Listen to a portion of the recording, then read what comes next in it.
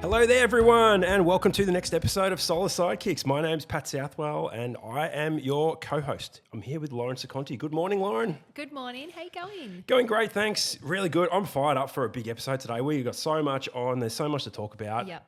It's I'm going to really be excited. It's going to be absolutely huge. Yep. It's going to be absolutely huge, and I'm pumped as well. Yeah, it's been a couple of weeks since we've recorded. We've been a bit sick.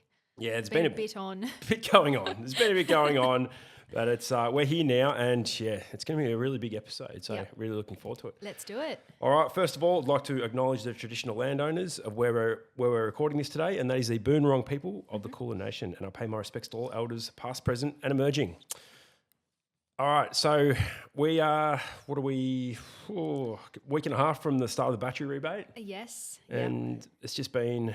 There's been a lot of stuff happening with it. I think everyone's sort of looking forward to it starting. I don't know. Is it actually going to start? Like everyone's sort of thinking, oh no, what's going to happen? Are we going to get the money? Yeah. When are we going to get the money? When do we get the money? Yeah. Anyway, I'm sure it's all going to happen. It's just, we're just sort of waiting in anticipation at the moment. Yes, you'll be a good test case because you're going to install your solar. Yeah, it's happening soon. Yeah, Yep. happening really soon. And then we're going to be commissioning in July. So Beautiful. Yeah, looking forward to that. Exciting. Yeah, for sure. All right, well, let's start off today with a bit of a good news story, I reckon. Yes. Because we've got some good and some bad today to talk about. Oh, Yeah, and I'm going to be coming off the long run with a few things, and I reckon you will be as well. Yeah. So let's throw our acknowledgement out to another fellow podcaster who has Yes. started his own podcast. Yes, so exciting. Yeah, for sure. Well done, George, down in Tassie. Yep. What's it called? What's The his name? Tassie Solar Man. The Tassie Solar Man. That's it. The Tassie Solar Man. It's really cool. Yeah, I know. I listened as well. We got a little plug. Yeah, a Thanks little for plug. that, You got a George. couple, I think. Yeah, You I'm might a have good got girl. All right. Well, we're really happy for you, George, and I think it's great what you're doing down there. But Representing us down in Tassie, and it's really cool because I met him at Smart Energy. Yeah. Just really randomly, I was listening to an installer on the SIG stand. Yep. And this big fella came up behind me. You know when you see someone behind you and Yeah. like he's quite tall compared Yeah. to me. He's a I big said- boy. I said, "Oh, sorry, mate, you jump in here, have a listen." And then I just saw him on Cutters, and I sent him a friend request. I sent him a message. I said, "Oh my gosh, I met you at Sydney." Yeah. And now I message him quite regularly, and Yeah. now he's got a podcast. He does. So He's got it's his own really podcast. Cool. So let's get him on. Let's get him on for a quick chat. Yeah, What do you shall reckon? we? And we'll see. Let's do We'll see it. how we go. Let's go. Let's All go. right, let's give him a ring. Yeah.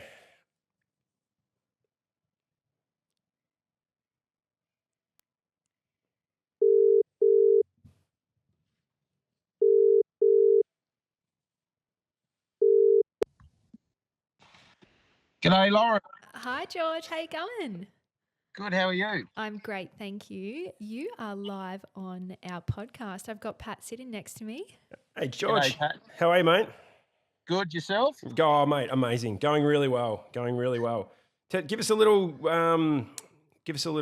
idea of what the weather's like down there at the moment. And what are you up to? Oh, look, it's absolutely fantastic for a good. winter, nearly the shortest day of the year in Hobart. It's 12 degrees, the sun's out, Stop the it. beanie's off. So, yeah, happy days. We're installing today.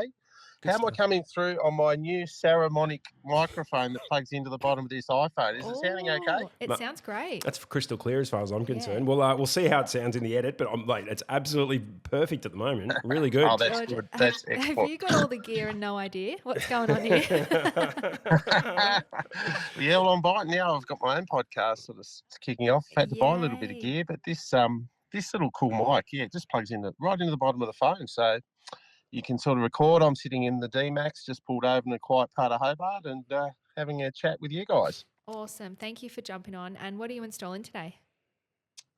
So we've got SIG Energy. We've got 20 Longy 440s going on as we speak, and one SIG battery and an 8 energy controller. So it's all we can sort of get at the moment. We're having a real issue with stock down here, and I think that's Australia-wide as well. I think a few people are at the moment. Let me guess, because it's in Hobart. What is it, a 30-degree pitch roof?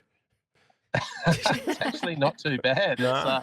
This one's an older one, and I'd say it's probably 17. Not even the standard. how contract, good. So That's pretty easy. good. Amazing. Yeah. Cream, solar cream, we call Yes. it. Yeah, for sure. Take them while they're still going. That's for sure. 100%. Yeah. Well, George, we wanted to mainly get you on because you've started your own podcast, mate, and we think it's great that you're giving a bit of visibility in the industry down in Hobart, and you've got your own local market. Like, you know, sometimes we get so caught up in ourselves with what's happening in our own local place, and it's probably the same with you because you're down there, and that's, you know, there's stuff happening. What was your motivation for getting started? Well, I suppose it spun out of just another solar podcast, Yep. Jasper, I call them. Yeah. Those great guys there having that competition, and then sort of having a chat with, well, my wife and business partner Owen. It got in Nigel's ear at the Cutters Drinks at Smart Energy in Sydney, and we told our story. Well, she told our story, and he said, "Look, bang, perfect, you're in." Yeah. And it was just I guess we wanted to shed some light on the industry locally, and what potentially is going to happen with all the sharks circling and breeding in the tank at the moment. We're already seeing them out on the streets down here, and no doubt that's everywhere. But it's coming in hot. Oh, it's coming in real hot, and you know, it's quite ironic. Where my wife was sitting with my daughter at her house in Lindisfarne across the river, and a door knocker knocked on my daughter's door, and it was from a mainland company trying to sell her a battery because I obviously put the panels on the roof 12 months ago. It's like she said straight away, "Oh, my dad's got a solar business. I'm not interested." And straight away, my wife, she shut the door. My wife said, "Oh no, you should have strung them along. Got a price out of them and have a bit of fun with them. Trying to flog, have a bit of fun." I do it all the time. When I get people calling me, I go, "Yes, I would love to get solar. It's pretty fun." I'm a bit sick though, so. Oh yeah, look, it is, and I think Ben put something on Cutters yesterday about how you've got to model your business and be profitable in this industry, and just not make it a race to the bottom, because you'll end up, you know, bankrupt. And we've been in the game 15 years, but it is competitive, and there are a lot of sharks already trying to sell stuff, and you know, it is what it is. It's the solar coaster, and it's no different to when the rebates came in 14 years ago. You know, it's just what it is what it is, and we just got to go with it. We know that quality will always and local people will always do well. So absolutely, that's our MO. And even having your own podcast, make sure you market the hell out of that on the socials and the website, because it's so much visibility, and it's just, people do their research these days. That's right. So I mean, putting a face to a name is just the best thing. A face to a business is the best thing. Yeah, same thing. I knew what you meant. Yeah, and it just gives you that little bit more credibility when these sharks are coming through. So you're doing great. Love it. Yeah, no, you're right. And like, I don't know. It's we haven't even had to go back through our CRM really to call customers, because they're just coming to us at the moment, and we just can't keep up. Like Alfie, our sales guy, you would have met him in Sydney. He's selling more than we can install at the moment, and we're trying to get another solar Sparky on board our business. But I think everyone's in the same boat. Yeah, just not getting anyone. It's so disappointing and frustrating. But again, it is what it is, and we just try and deliver, and we call in another company to give us a hand if we get stuck, because we just don't want to let customers down. But that's awesome. We're buying time at the moment because we can't help stock issues. We can't help the 1st of July. That's just going to hit us pretty hard in the face shortly. It's going to be. We were just talking about that. We were just saying that it's we're sort of, everyone's waiting for it to start, and we're just in this holding pattern at the moment until the rebate actually starts. But it's going to be once it does start. Well, like everything in solar, we get an announcement, and then it just goes bang, and then we're effed. Yeah, that's it. We're all in it.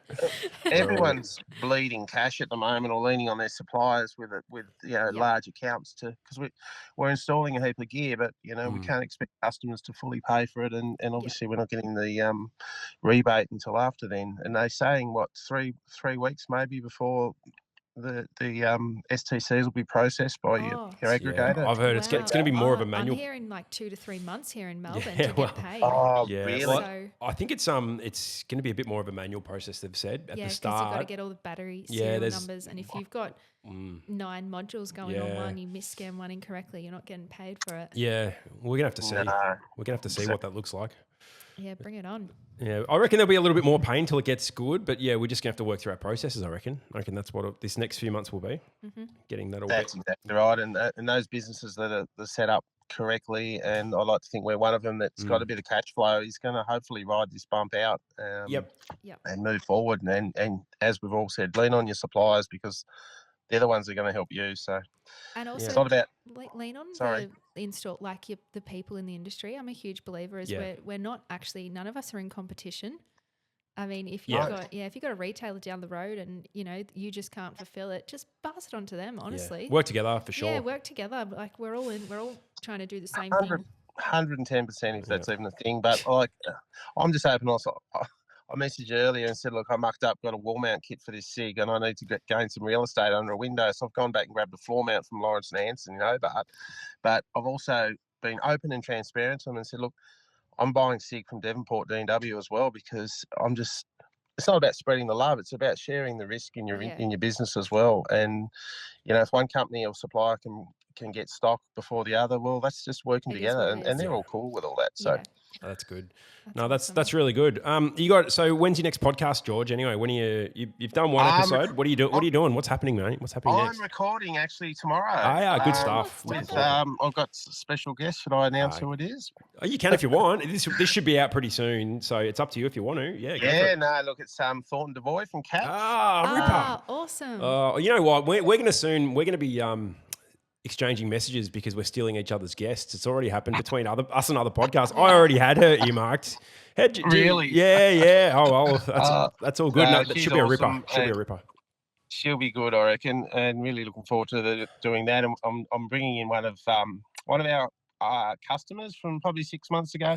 Cool. Ironically, we're just chatting on the weekend about catch power to my customer. Yep. And she was right into it, and she said, "Oh, I really want to know all about it." I said, right, you're on. The podcast, and Thornton can explain to you, and I'll be the middleman that'll bring it all together. That's really cool. I reckon we might have to pencil in a Hobart trip. Pat. Yeah, mate, I tell you what, I really would have liked to have done that. I actually did a Hobart trip last year. I should have reached out to you then, George. I forgot. I actually forgot you were in Hobart for some reason. I thought I couldn't remember if you were in Hobart or Launceston, but.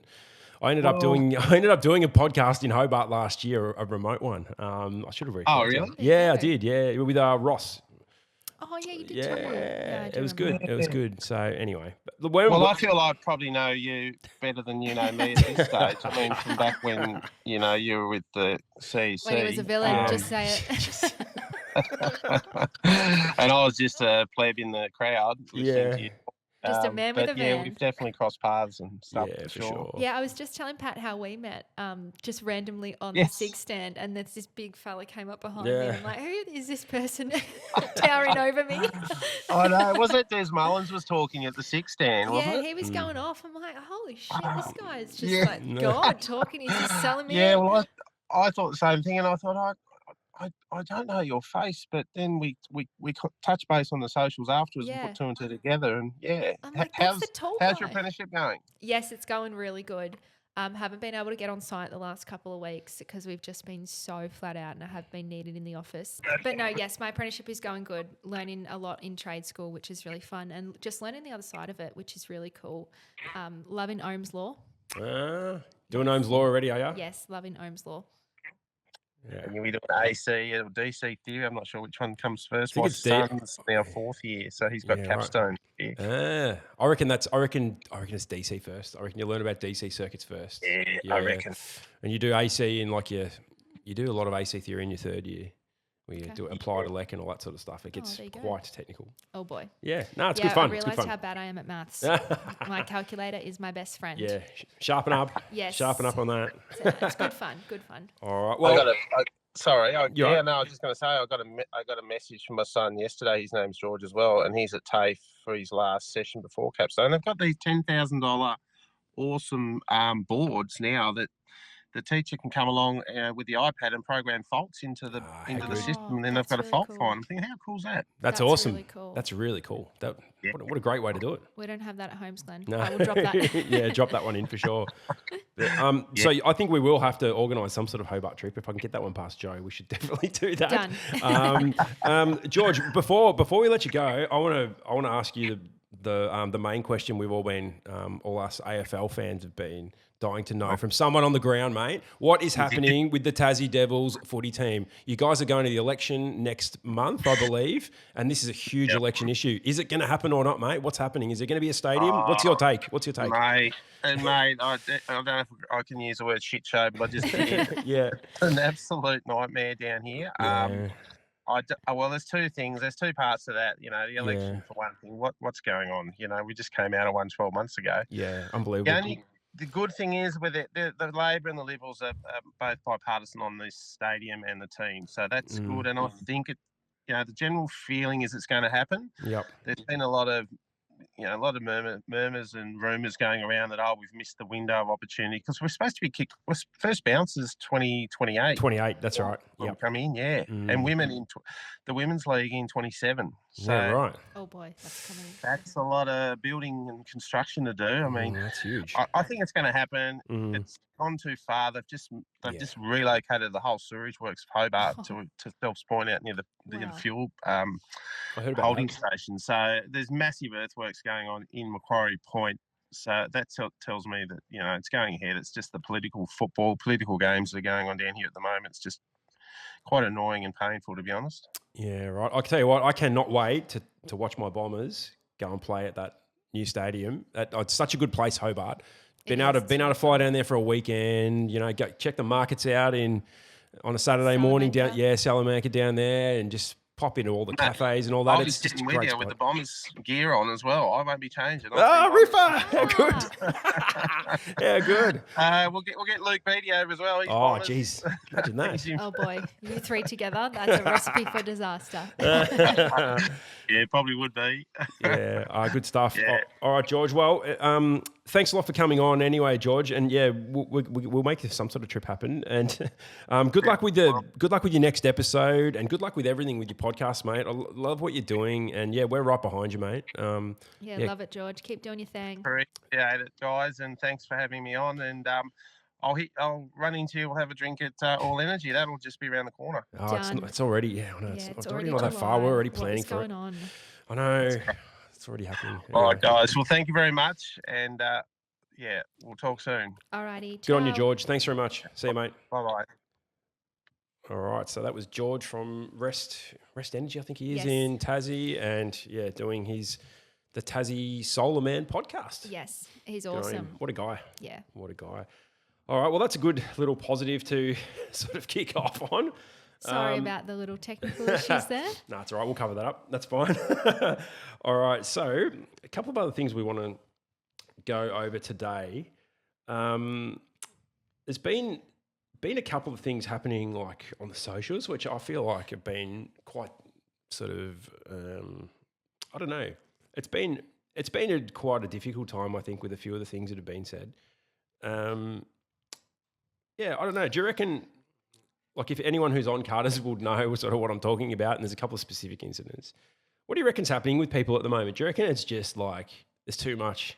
It's all just become a bit too much for some people, so they decide to get on and start mouthing off and getting stuck into people and their personally and their personality and all that sort of stuff. What do you reckon? Possibly. I think everyone in our industry at the moment is severely overworked. Yeah. We're pretty under the pump at the moment. Everyone is either understaffed. Yeah.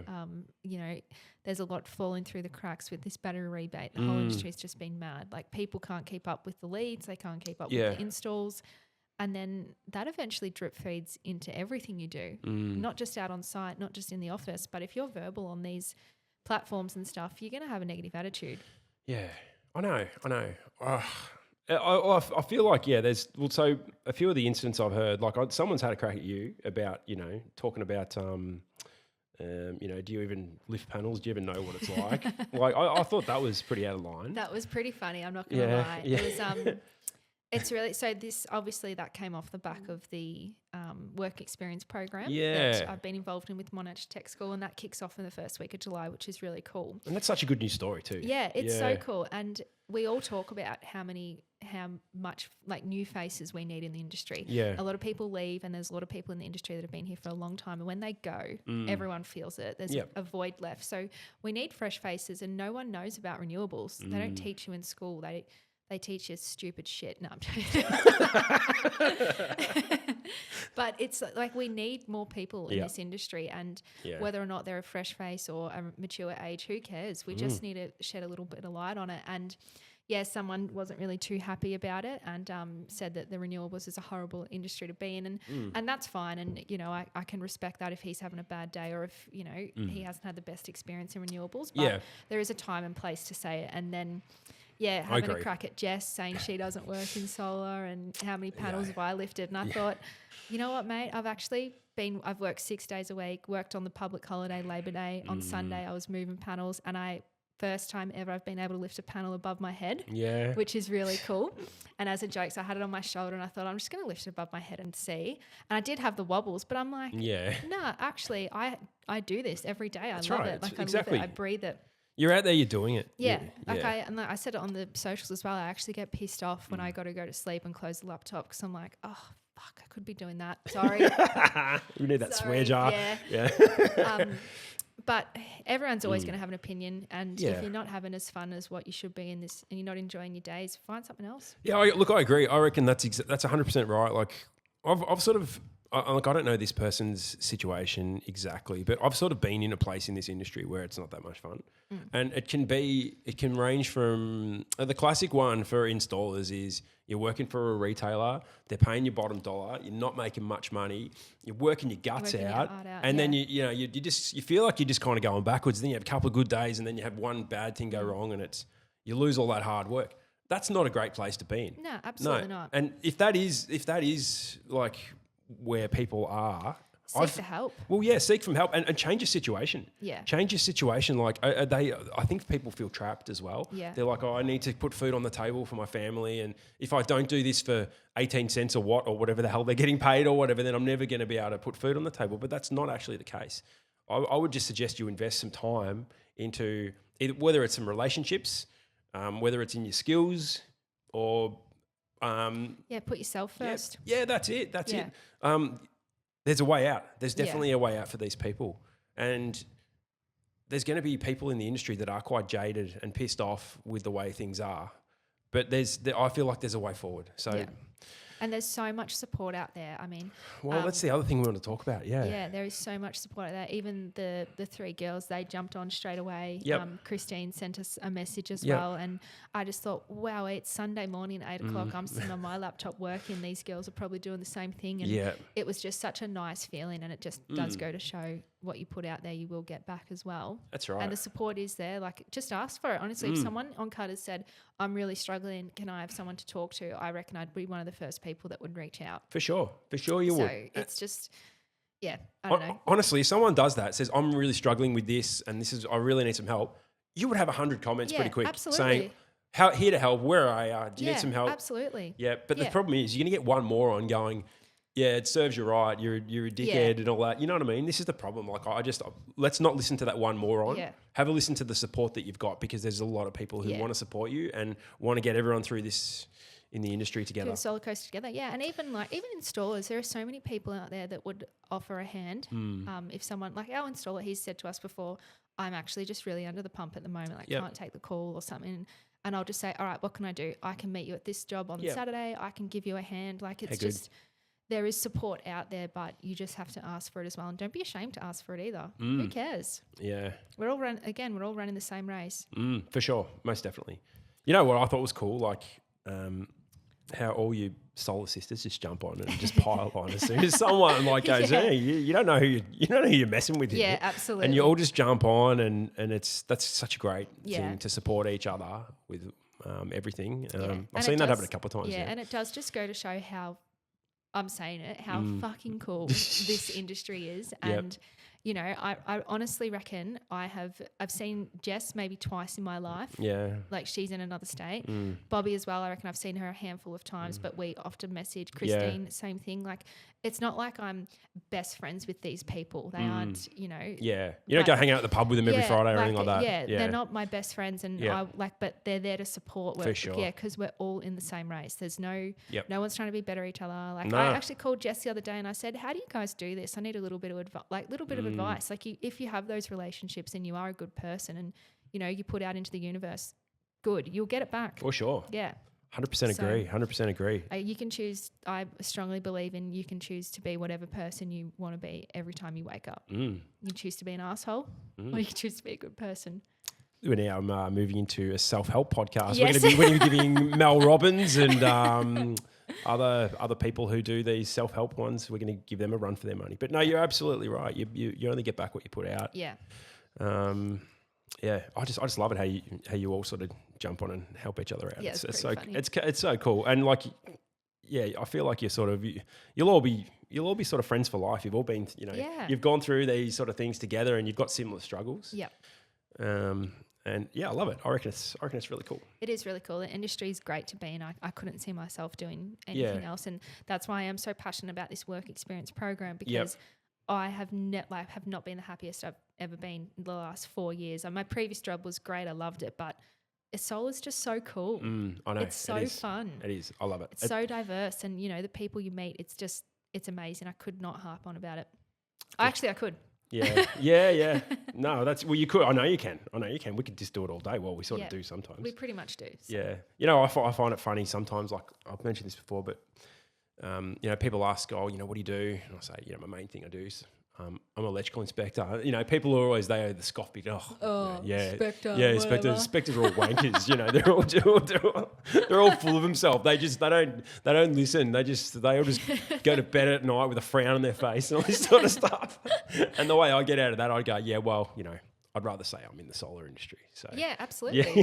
Yeah, scream it. Yeah, for sure. I've said it before. I feel like I'm part of the solar industry first and inspector second. Yep. Like that's, even though the inspector, I take that so seriously and I make sure I protect my license and do the right thing and work with integrity. I'm part of the solar industry. Absolutely. Yeah. You play a huge part in that role. Yeah. I'm one of you. You're one of us. One of us. Yeah, you're not a villain anymore now that you're out of CSC. Hey, I was a True Value Solar before that. What's worse? What do you reckon's worse? True Value Solar. That place sounds like a menace. Oh God, I don't even. That chainsaw story has stuck with me so much. It freaks me out. Yeah. Yeah, it's a no from me there. You know what? It's funny. They were similar to work at in some ways, just with the corporate environment. They were, but there was a lot of differences too. There's a lot of differences too. But I did feel some things were quite similar. Yeah, and look, every company is going to have a bit of office bullshit. Yeah. It's always going to happen. Yeah. And like I said, when people are severely underworked and understaffed, I think every single company I've spoken to, Yep. they're so understaffed. And I will be the first one to not be a victim of this, but I was out on site for a few days and I took 2 days to call a customer back, and he was trying to call me. And by the time I got back to my desk and actioned my emails, I gave him a call and I said, "Hey mate, sorry, I've just tried to give you a call. We're playing a bit of phone tag." And he replied back and said, "Thanks so much for getting back to me, Lauren. Apologies, but I've actually put in an order with Lightning Energy." All right. And I was like, honestly, I'm so sorry. That's completely my stuff up there. Like, I haven't been communicating well. I've been out on site. And then I actually messaged Luke and I said, "Honestly, mate," and I saw that he followed me on LinkedIn, so then I followed him back and I messaged him and I said, "Hey mate, I don't know if the client has said, I've got a quote from Six Star, blah, blah, blah."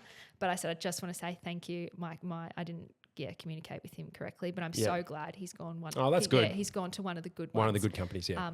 And we were just having a conversation about it. I'm like, it's just, everyone is just in this really weird period where we're really overworked and there's a lot happening. We don't have enough manpower. There's leads coming in left, right and centre. Yep. It's going to take a toll on people. It's going to affect people sooner or later. So For sure. So everyone stick together and ask for help. Stick your hand up, ask for help, and keep your mental health in check too. Yeah, do something for you. Yeah, do some exercise, or go do yoga, or move your body, read a book, do some painting, have a drink if that's what relaxes you. Have a drink. Yep, go for sure. it. So do something for yourself. And I'm here for anyone that needs it. Anyone, is struggling, please let me know. Absolutely, me too, 100%. Definitely want to help out all our solar brothers and sisters, and we want this industry to thrive and people to be healthy who are in it. That's correct. All right, cool. I think that's been a banging start to the show. I think we're about to ready for our first break. Yep. We've got some. We're going to crank things up even harder, I reckon. I'm nervous. Next. I'm sweating thinking about it. There's a few things I want to talk about with the rebate, and there's a few things I I'm really interested to cover off. So, all right, let's go to our first break, and we'll be right back in just a few moments. Hey solar installers, struggling to keep up with CPD requirements? At Southwell Solar Training, we're here to make it simple. Our online courses are designed to give you the knowledge you need without the sales pitch. With an affordable subscription, you'll unlock access to our growing library of technical courses, covering everything from inspecting older systems to spotting installation defects. Learn at your own pace, earn CPD points, and stay ahead in the industry. Join us today and start learning smarter, not harder. Visit www.southwellsolartraining.com.au and get your CPD the easy and affordable way. We're back from our break. Yes, we are. And I'm a bit scared, actually. Everything will be fine. Everything will be fine. Okay. All right. Actually, maybe it won't. Time to come off the long run. Time to come off the long run a little bit. Okay, a few things have happened in the last few weeks, which, I don't know, I feel like have either not quite been right or, I don't know, they don't really make sense to me. First one I wanted to mention is we had a post go up that I saw, and it's basically talking about unlicensed workers. I think it was mainly in New South Wales. But I think the organisation SIA have been advocating for them to be still part of the accreditation program. And they don't actually have an electrician's licence. So, how does that work? Yeah, so this is the thing. So when I talk about this to people who haven't been around for like 10, 15 years. Thank you. Yes, I was in the cradle. Go on, say it. Yeah, I'm not going to say. So there was a time I was like changing this at the CEC. So we had what was called a design and supervise accreditation. All right. So that design and supervise. So the people who had this, they'd done their design element of the accreditation, but then the install part, they'd done a different type of accreditation, or they were recognised slightly differently. So what it was is they were actually able to sign off as the installer, right? But they had to have someone who was licensed under their supervision to look at doing all of the solar stuff. Okay. Right? Now, this was like a transitional thing because you got to think, like the industry, we've got, 10,000 installers now. But back then, there wasn't that many. And a lot of the stuff was off-grid too. Is this like a technical supervisor? No, it's is different. That different to that as it's well? different. Okay. It's totally different. All it really means is because a lot of our industry was sort of built on people, that started with off-grid, right? So a lot of people who did off-grid were only doing like 12-volt systems, okay? It's nothing. Yeah, that's right. That's what a lot of off-grid systems used to be. So they weren't required to be electricians. Wow. Yeah. So as time's gone on, system voltages have got much higher and higher. Yeah. Most lithium-ion systems now, that you use backup on, you still do get your 48-volt systems and that sort of stuff, but a lot of them are, 400 or 500 volts DC. Not safe for someone who's not licensed. Yeah, well, I'm not saying they don't know what they're doing, but they're not licensed. So there's a huge risk there. And authorities had realised that. So what had happened is this design and supervise accreditation, I think they stopped giving them out in about 2009, 2010. But what they did is they grandfathered them through, and they were able to keep signing off these systems as the supervisor of someone else who knows or who may not have an accreditation, but they've got the license. So between the two of them, they had an accredited person. Yeah, that was sort of the idea. So someone is accredited. Someone is accredited. That's right. That was the idea. So okay. person A is taken responsible for person Well, B? there was always a blurred line as to who's responsible for what. Okay? Were we doing CSs back then? Yeah, we were. We were doing CESs. So the electrician with the license would be the one signing that off. Still signing it off. But as far as all the CEC, as it was back then, and the paperwork and the design sign off and the install side of things to sign off with, as far as the CEC were concerned, it was the design and supervise person who was not licensed. Right. Yep. Okay. All right. So there was like a transitional period that just went on and on. Then there was a time where we probably don't need this accreditation with people signing them off, because there's either enough installers around, or if you wanted to stay in solar and stay installing these sort of things, these inverters and these panels at higher voltages, go out and do your apprenticeship, right? Yeah. You've got 4 years to do it. Yeah, sort it out. Yeah. So there was something with SIA that came out where they said that these people were being excluded from the program. Now, I remember having this exact conversation with Sia back in either 2018 or 2019. Oh, so this has come up before. This has come up before, right? And the thing is, the post I saw said, these people are being excluded on the 1st of July this year, so they don't have time to go and get their license because that's only a month or two away and it takes 4 years to get your license. But we had this conversation back in 2018 and 2019. This is 6-7 years ago. You can't bring up that same argument. I'm sorry. Like for me, I'm like, if you are still haven't got your license, if you still haven't got your electrical license and you've had 8 years to do it, plus all the time before that, they knew this was coming, then sorry, but you can't sign off these systems. I'm not saying we don't want you in the industry, but you can't sign them off. It's not. That's right. It's not safe. And all the different changes since when they would have been installing it as opposed to now. So insane. The thing is, right, these people are the pioneers of the industry. They started a lot of the industry, so you've got to give them the respect for that, right? Yeah. And that's fair enough. They started things. And things have evolved, and a lot of them would have stayed in the industry and they understand the technology. But if you don't have that license to say that you are competent to do it, I'm sorry, you can't do it. Yeah. It's just the way things are. Yeah.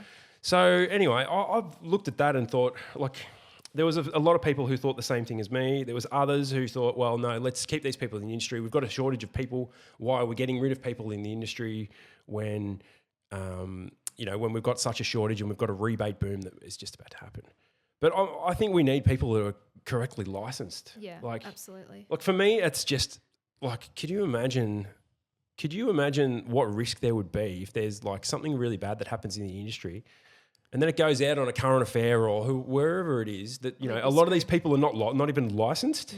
Like it's so bad not for solar. We don't need anything else pushing us against the wall. I know. Well, I feel like we've just got to move past this. Yeah. So would you sign off a job if it was completed by one of these people that had the designer accreditation but not the full accreditation? Well, would you sign it off? Look, I will say, like, the short answer is no. But having said that, if I knew the person and I knew what their work was like and I had a relationship with them and I was there actually doing the work that they were supervising, then I think it probably would be okay. But I don't feel like there's a need in the industry to have that anymore. No. There's enough people with the install and design accreditation to be able to do it. Yeah, that's right. Do you think any other inspectors would do it? Don't know. Maybe, maybe. But who knows? Like, is there a shortage of inspectors? Inspectors, don't know at the moment. Haven't heard that for a little while. Okay. But when I do hear there's a shortage of inspectors, usually it's from people that only want to pay like $150 for inspection. So then they're like, well, there may be a shortage of people that they can get for that price. Yeah. But if you want to get a good inspector who charges properly, and reliable, a reliable one, no, I don't think there's a shortage. No, I think it's okay. I'm going to get to that in a minute though, with inspections about the new federal rebate. Yep. So I want to get to that in a minute. But anyway, that's just what I like. I just wanted to sort of sign off on that one by saying, look, we want these people in the industry who are not licensed. They can do other things, right? Mm. And they can even help out on site as long as they're not doing work that they are not licensed for. There should be enough installers and people coming through to be able to handle that. I think so. And if not, go out and get your ticket. And if you haven't yet, well, you've got to wait 4 years and do what everyone else has had to do. Yep, absolutely. So that's, anyway, off my soapbox about that. And don't say you don't have time to do it. Everyone's got time to do it. Yeah, that's right. Exactly. Yeah, get out and do it. Do your pre-app, get some credits up your sleeve. Yeah, exactly. I think what's also making it hard for these people, a lot of these people are getting to the retirement age. So that's the thing, because a lot of them are probably a little bit older in the industry compared to others. So they think, oh, well, I'm not going to go and do an apprenticeship now. But for me, I'm sorry, if you're not prepared to do the work and do the learnings and sign off the bits of paper that you need to do, pass the exams or whatever that other people have done, then I'm sorry, you can't do that sort of work. Yeah, that's fair. Yeah. But stay in the industry, please. We need people in the industry. Admin support. Yeah, whether it's admin support, even help out on site, whatever. Yeah, we need brains as well. Yes.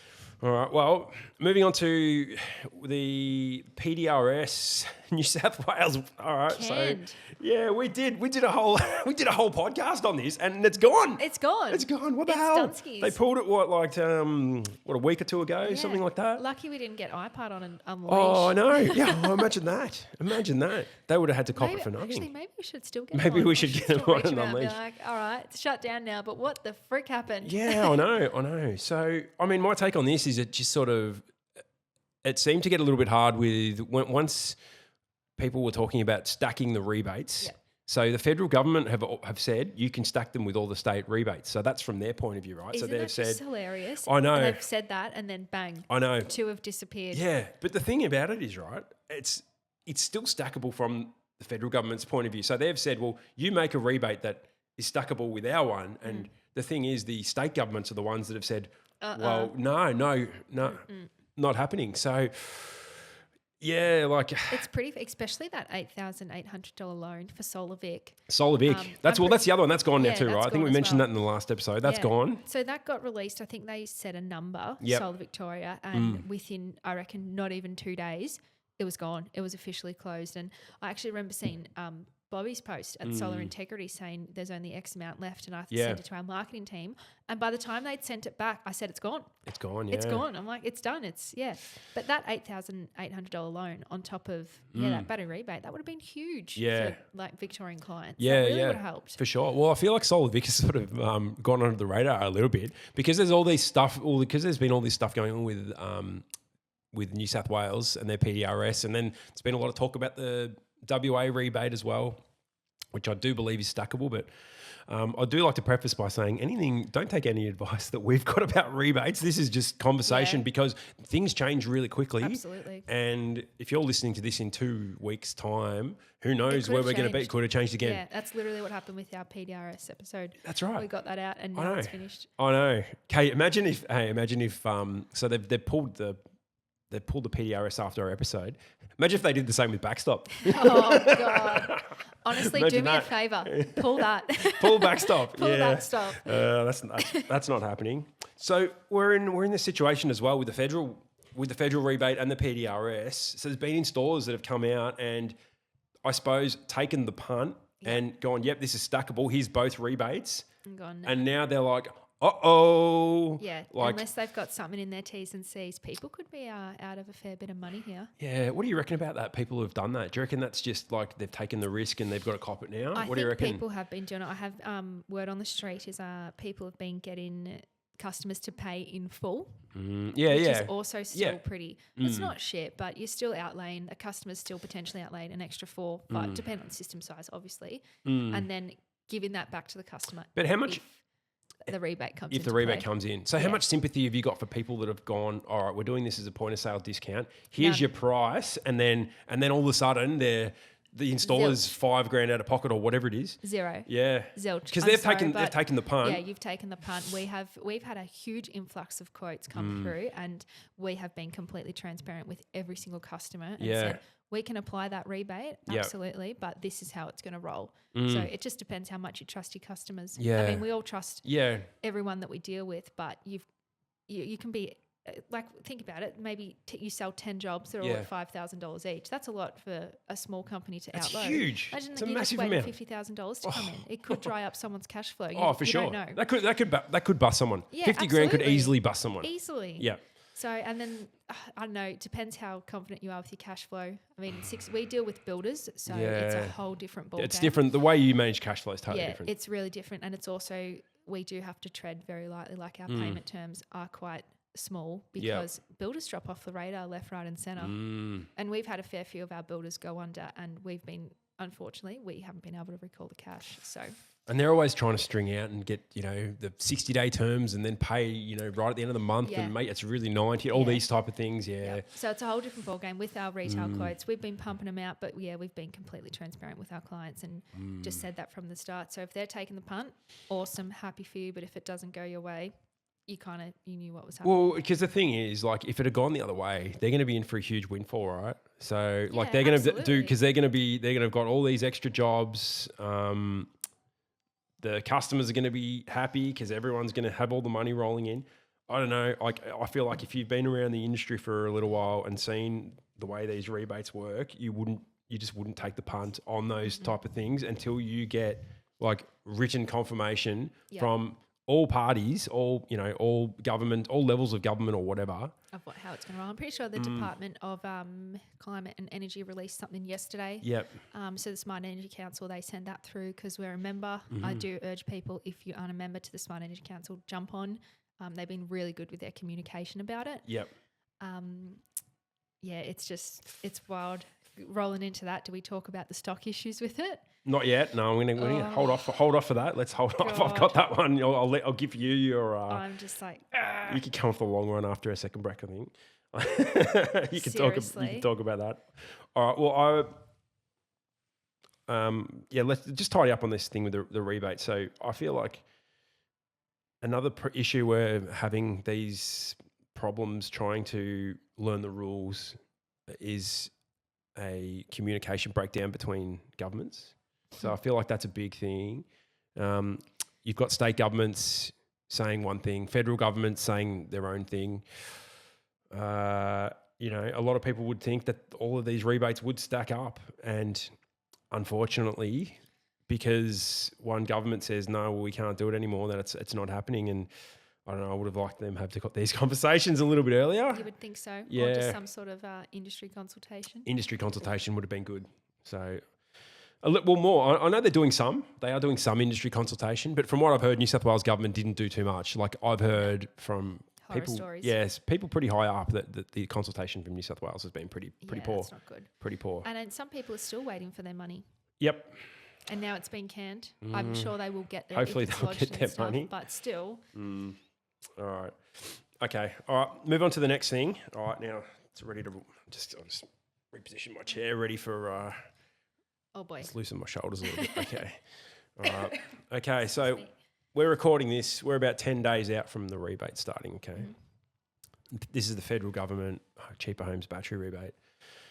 I still haven't heard anything official from the government about inspections. All right. And when I'm talking about that, I mean the level of inspections, what's going to be inspected. All we've heard is that they are looking to ramp up based on where they're at the moment, which is quite low. All right. So that's one thing. And then the other one was consumer protection. Okay. So I haven't really heard anything about that either. So what I did, me being really smart, I sent a couple of emails out to our industry bodies. Beautiful. Okay, so the first one, I sent an email. It was almost the identical email. I just changed a couple of little things in it. First one was to the Smart Energy Council, and the second one was to the Clean Energy Council. All right. What do we want? Do you do a good news story or a bad news story? Which one should we do first? Good news. All right, let's go for good news. All right. So it did take me a second email to follow up, but within probably about a day or two, within a day, something like that, of sending the one to the Smart Energy Council, I got a phone call from Wayne Smith. Awesome. Yep. And having said that, I'm not a member of the Smart Energy Council at the moment, but I'm going to be now, okay? I'm going to sign up and become a member, and I did tell Wayne that. So he didn't actually have to talk to me, but he did. He gave me a call and he sort of addressed my concerns from his point of view and what's been happening, because the reason I reached out to him is because I feel like I hadn't heard enough from the Smart Energy Council or from our industry bodies about these details, which are quite important to the success and the integrity of the program. So that's why I did this. And Wayne understood that. He was, excuse me, he was very respectful with what he said. We didn't agree on everything, but I didn't think we should. And yeah, he gave me probably a 15-minute chat, and it was really, really good to have a chat with him about where they're at with their lobbying for government and their advocacy, where they believe it should all be. And yeah, I couldn't have been more impressed, to be honest. That's awesome. Yeah, really, really good. Go Smart Energy Council. Smart Energy Council, really, really good. Tick. Thank you for that. You're there for our industry. You are out of the gun. Yep. The other side was the Clean Energy Council sent Do to. we hear much from them anyway? Well, these this days? it probably doesn't surprise me, to be honest, because they don't have. Well, they don't. I don't know. They don't seem to have a stake in what's happening. So they still have the approved modules and the improved inverters and batteries. And NetCC. They've got the NetCC as well. So they're the administrator of the Consumer Protection Code, the NetCC. That's, mandatory for SolarVic. So that they administer that still. So they do still have a stake in it, but I don't know. How much? Well, they're not I don't know if, I feel like they are really shifting away from it now. Like, I haven't heard anything. Reason I sent the email out to them is because I had heard that they were part of some of the conversations with government with this cheaper home batteries program. Now, I don't know why though, because are they consulting with installers? Are they speaking to installers? Like, their membership base is not installers. So, like, what are they advocating for? I don't understand it. Like, what? Jumping on the bandwagon. Well, maybe it's just because they think they know what's best for the rest of the country. But then again, they're coming from it from a large scale renewables, from all of their other stuff there. Yeah, they kind of cover everything, don't they? Yeah, they're really hone in on solar. Yeah, that's right. Yeah. All the larger big projects and that sort of stuff. Now, that's not where we're at in the industry. We're in the smaller side of things. Like, even though there's a lot of installers that are part of bigger projects, we're talking about more of a residential, commercial, industrial sort of level. Maybe you might have people that do jobs 300, 400, 500 kilowatts, megawatts even, but we're not talking about 50 megawatt solar farms or big snowy hydro, pumped hydro, and transmission lines and those sort of things. That's not where we're at. That's not us. It does make you wonder why the CEC are part of these conversations, if they are. Like, I don't know why they would want to be and why they think that they know better. Is it? They don't know. are just such a big industry body. They've been around for how long? Well, a long time. They've been, in their current form, about 15, 16, 17 years, something like I that. feel like a lot of people would still refer, when they would say an industry body, I feel like people would still refer to the CEC, especially some of the older cats in the industry. Well, they didn't respond to my email. So I didn't get it. I didn't even get a response. I sent a follow-up as well, and I didn't get a response. Interesting. Yeah, well, it just shows where they're at, I think. It just shows where they're at. So I wanted to know where they were at as far as inspections go and as far as consumer protection go. And there was just nothing. So yeah, it's fine if that's what they want to do, but if they're going to be at the table with these conversations, then I don't know, at least hear out our side of the industry. Yeah, and I think there should be something big about the consumer protection coming out. There is going to be so many sharks, and there is so many people going to try flood their products and sell it, and it's just going to be shit. So this is interesting, right? This is interesting. From what I've spoken to a few people around the traps, they're sort of saying, well, this may not be a big thing for the battery rebate, because a lot of people are saying consumer protection is a state issue and it needs to be looked at from the state government's point of view. Right. So this is interesting. Now, as far as I know, the ACCC that's a federal government organisation. I feel like consumer protection could be I think we need to address it with this rebate, because you're right. We can't just have these sharks. It's just going to be. And you should be responsible for selling a customer a battery that isn't suitable for their needs. Yeah, that's right. I'm a huge believer in that. Like, if you don't even get a bill, you just door knock and you just sell them a system that you think is going to be appropriate. Yeah. And you've done no evidence or no, case study about what they're using and what their solar's doing. You need to be responsible for it. Yeah, I agree. Well, I hope it's not the federal government that just say, well, no, this is a state issue and we're not worrying about it. We're going to push it onto the states, because what we know about these type of things, like I mentioned before, there is a disconnect between state and federal, right? So something like this, a consumer protection side of things, if they get that wrong, it's got the potential to compromise the whole rebate and potentially even bring the whole thing down. Absolutely. So I think they should do something about it. And look at this one negative story about a battery installed on the battery rebate. Yeah. Will just kill us all. I know, that's right. Exactly. So whatever you've got in your pipeline, people, get it in ASAP. Yeah, for sure. Get it in, for sure. It brings around to the inspection side of things. So other people I've spoken to, I've been advocating for however long now about 100% inspections. Yep. Surely. I'm not ridiculous. I know that it's unlikely that the federal government are going to say, oh yeah, we're going to inspect every single system, right? I understand that's unlikely. But I think we should at least aim for a lot higher than we're at now. So that's, at the moment, solar from the CER program, I think it's somewhere between 1% and 5%. I'm not 100% sure. I don't know if they publish exactly how many years, but that's from my understanding. It's below that 5% mark. Now, it's really not much. It's really not much.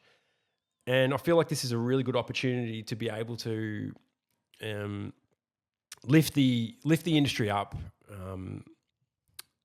have the program operate with a lot of integrity, and just make sure make sure we're all doing the right stuff. I mean, but you got to get it better inspected anyway now. In Victoria, you do. Yeah. So in Victoria, it's not so much of an issue, right? It's not too much of an issue. But when I speak to people from other states, all I really hear, the people who don't want inspections, all I really hear is excuses like, okay, it's expensive, right? It's going to be expensive. It's going to double the cost of the program. Well, there's other ways. Yeah, I know. Inspection is like $200. Yeah. Yeah.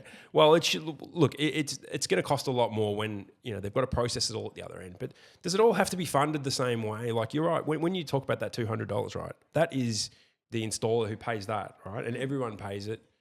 It's the same for everyone, right? You're not really... it's not the program paying for it, right? So everyone pays for it. It's the same on every page. Can we organise something where there's like some sort of fine system or something like that for installers? Like if you just keep getting non-conformances, then you get fined and then that funds the inspections. Yeah. Something along those lines. It's going to lift the industry up and it's going to drop the cowboys off. Yeah. Something along those lines. That's just one little thing. That's what we need though, when any time a rebate is brought in. Yeah. It's just cowboys left, right and centre. And if they're... I know. People aren't being held accountable on the install side as well. It's not just the sales side that have to be accountable. It's also the install. They should be penalised. Yeah, I agree. I mean, it's just inspections are so easy. Like, I don't understand why people make such a big deal about it. They're so easy. Well, for me, they're easy to lodge. Yeah. You're out there inspecting them. It's not like it's... a clunky task. No, it's not. Quite easy. It's to quite do. easy. Yeah. It's just an extra thing we need to do, and it's an important one. If you have a good relationship with your inspector, it's even easier. Yeah. Well, I feel like this is the time now when things are about to change. These are the conversations that need to be had, and I've always sort of been told we can't change it because the legislation's in place, there's regulations in place and we can't change it. Well, let's bloody change it now. Like, absolutely. I think it's time to do it. This is the perfect time to get an inspection regime in place, which people respect. It helps our industry and kicks the cowboys out. Yeah. Right? And it keeps everyone safe. Yep. It keeps everyone safe. I mean, you hear people say, I don't want a battery because my house is going to go on fire. Oh, God, yeah. I love those ones. Or, no, can you put it outside because my house is going to burn down? Like, no, it's not. Like, it's actually fine. But it also, kicks those horror stories out and it just silences them and say, mate, like, it is done to standard. It actually exceeds standards. It's safe. It's compliant. There's nothing will go wrong here. I had one yesterday, right? I was at this this place doing inspection, and it was just solar. They had like a 10 kilowatt solar installed, and then she's come out to me. This lady, she was probably about, I don't know, she's probably in her early 60s, something like that. She comes out and she goes, "So what do you reckon about these batteries? What do you reckon, eh?" And I'm like, "Yeah, they're a great idea. Like if you're feeding back in." If you're feeding back into the grid, then you're better off not doing that. And just get a battery. Yeah, just get a battery. It's a great idea. She goes, I don't want my house to catch fire though. I'm like, and I'm like, okay, well, that's what I'm here for. Well, yeah, that's right. I said, well, right near your inverter, you realise you've got a petrol mower and a can of petrol sitting there. I said, that's actually like more flammable. Excuse me. She's going, yeah, but you can't put those bloody batteries out. As soon as they catch fire, you can't put them out. You can only put them out with sand. You can only, and I'm like, I'm going, oh my God, get me out of this situation, right? and I said, okay, just don't strike it with a car or a forklift or something. It's not going to catch fire if it's installed properly. That's also why bollards there. At bollards, right? That's right. We've got these things. We've got these things worked out. Cement sheet, fire rated plaster, like it's all there. And then she goes on. Then she goes on to say, I used to work at the racetrack and they won't let them race electric cars because of the lithium batteries. They can't put them out. We don't have enough sand around the track. And I'm just going, yeah. What are you talking about? I know. I'm just going. Yeah, those electric cars, they're problematic, aren't they? Oh my God. It was like, It was. But that's just the mindset though. These are the These are the people we're installing solar on. And a lot of we're having a huge influx of quotes from older people as well. And it's the same conversations. You send them a quote and then they call up and go, what's going to happen when my house is on fire? Very unlikely. Very unlikely. So hang on, that was the other thing she said. Then she goes, I'll just keep me gas. We need to keep using gas because if we don't release the gas, it's bad. That's why there's volcanoes in Bali at the moment and they can't get planes in because the gas is not being released. And I've gone, oh my God. What? Get you out of there. I'm just like, have a good day. Okay. Your solar's all good. I'll send they send the CES through. Yeah. Anyway, it was, so we are dealing with that. And there's again, it's an education process. Yeah. Look, I still can't install solar at my parents' house for Just zero. Yeah. Like, I will fund the whole thing. Like, I'll install it, and my dad just doesn't believe in it. He thinks that it's unsafe. He won't even let me charge my car overnight because he's paranoid the house is going to catch on fire. Like, he's out of control. So, again, has he got a mower? School. Has he got a mower? No, but he's a very old school Italian. So very. Has he got a mobile phone? He does have a mobile phone. Well, that's got a lithium-ion battery in it. Yeah, and try tell him that. Honestly. I know. It's out of control. I know. But I deal with it every day. Like, I have these conversations with people and I just tell people, I'm like, I actually have the same conversation with my parents and it's the same thing. Yeah. It's fine. It is fine. All right. Well, anyway, we'll get quickly back to our inspections. I really feel like this is the time we need to work this out. Bring it in. Yeah, bring it in, work it through. It's not going to change. Like, if we don't change it now, it's not going to change. That was the other thing. I've heard people say, well, in other states, we've got inspectors that are trained up and know what they're doing. In Victoria, other states, they don't have the same. But we do have CR inspectors, right? So there are some people that are saying, well, there's no inspectors interstate and we're not going to be able to get through these inspections. But a lot of inspectors that I speak to who are interstate, they said they would take on more inspections, but because the way the CER inspections come through, they come through in tranches. So they get given 50 inspections at a time, and it's like, all right, you've got a 3-month block or whatever to do this. Oh Yeah. So that's right, and it's not that efficient, really. So there's a better way of doing it, and a lot of these inspectors still install as well.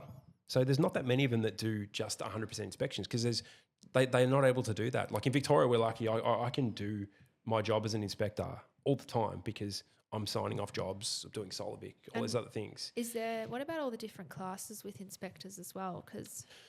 So we've got, so Victoria, we've got, you've got your normal general inspector and then your renewable energy, which is, you've had to do extra training. I didn't actually need to do that extra training because I got like a mutual recognition thing because I'd been doing it, got sort of grandfathered through. That any new inspectors now would have to do a renewable energy endorsement. This is the thing. Other states don't have any of that, but we do. But we do have. It's not like we've got nothing. We do have an inspection program with the CER, which is already in place, and an inspection program that actually works. Yeah, that's right. It does work. It does work. It actually works. That's right. It can be a little bit clunky sometimes, especially on the new build side. Not gonna lie. I can imagine. Yeah, it does work. It does work. So and you know what? Learn from us. Yeah, I know. Well, that's right. Well, that's it. We're not doing it perfectly, but we show it can be done. Yeah. ESV is actually really easy to navigate as well. I know. The portal is amazing to use, and the fact that once you allocate an inspector, it then just drops into your side of it as well. That's good, isn't it? Yeah, and you can do your defects, and it's really easy to rectify them and lodge them and approve them, and it's pretty foolproof. Yeah, it's good. I must say I don't have too many issues with it. The only time I have a little bit of an issue with the ESV Connect is when I don't have reception, and it does take a little while to. So I would like. It'd be great if there was an app of some sort that would remember some of the stuff. That would be awesome. Yeah, ESV, get the app. Where's the ESV Connect app? Come on. That would actually be really cool. It'd be great. I've only just started taking on lodging certificates and talking to inspectors in my role, and it is so fun. Oh, how good! It's almost a bit of a thrill trying to get access, and it's really fun. Oh, that's cool. Like it. Well, it shows it can be done. The CR have got their own portal for this, which they're going to be using. It's going to be a lot getting this inspection regime up and running. Let's just do it right. I really want them to do it right and consult. Please consult, not just with industry, consult with inspectors as well. Let's get this right. Let's get the checklist right. get the amount that we're inspecting right. I'm saying I feel like we should be going straight away off the bat. We should be looking for at least 20% inspections and maybe, getting it towards 50% by the end of the year and then seeing where we're at with that. Yeah, you can't, oh my gosh, can't speak. You can't roll out a program this big and not have some sort of accountability. Exactly right. It's huge. All right. You're right. Oh, Are you okay? I feel a little bit lighter actually. I wonder who I've upset. I should make a little list of people I've upset. I think it's too bad. They'll be right. No, but this is the thing. This is how I see things, and it's not always right. And I'm happy to talk to people if they disagree with me about it. But I do feel like we do need some changes with a lot of these sort of things. So. And we're out here to keep people safe as well. Keep people safe. Homeowners and installers. Grow the industry. Keep it safe. Yeah. All right. Cool. I think we're ready for our second ad break. Sounds good. When we come back, what are we gonna need for you? Do you need to do a few push-ups before you start or something just to get pumped, or I'm already revved up. You're already revved up. I've been up since 5 today. I'm ready to go. Okay, all right. Woke up with a pep in my step. All right, let's go to our second ad break, and we'll come back with a few extra things, and we'll wrap the show up. Cool. Thanks. Hey solar installers, struggling to keep up with CPD requirements? At Southwell Solar Training, we're here to make it simple. Our online courses are designed to give you the knowledge you need without the sales pitch. With an affordable subscription, you'll unlock access to our growing library of technical courses, covering everything from inspecting older systems to spotting installation defects. Learn at your own pace, earn CPD points, and stay ahead in the industry. Join us today and start learning smarter, not harder. Visit www.southwellsolartraining.com.au and get your CPD the easy and affordable way. Alrighty, we are back. We've changed it up, standing up. Standing desk. Yeah, good. I'm a stand-up desk girl. I love it. I like it. Yeah, what I have to do though, I forget to evenly spread my weight. I put stand on one foot instead. Yeah, I do tree poses and stuff like that. So yeah, I'm like, let's stand up. Let's change it up. Yeah, engage the core. Makes you stand straight. Yeah. Good posture as well. I love it. All right, we've got a few things we want to cover off with you, that's for sure. Yes, I have got some really exciting news because I think the goalposts have finally moved in the building industry, which is really cool. Not going to lie, we're still pumping out a fair bit of the 2, 3 and 4 kilowatt systems. I can't believe that's still happening, but yeah, it's insane. You keep talking about that. But in saying that though, a lot of the, like I said, the roof spaces are quite small, but we're finally getting customer consults, which is really cool. Yeah, good. Yeah, so I think the builders are finally taking note that solar is something that people do want to invest in. Yeah. It's not just an addition that you kind of just chuck on the roof and set and forget about later. So we've been super busy, but it's just really good to see. It's finally happening.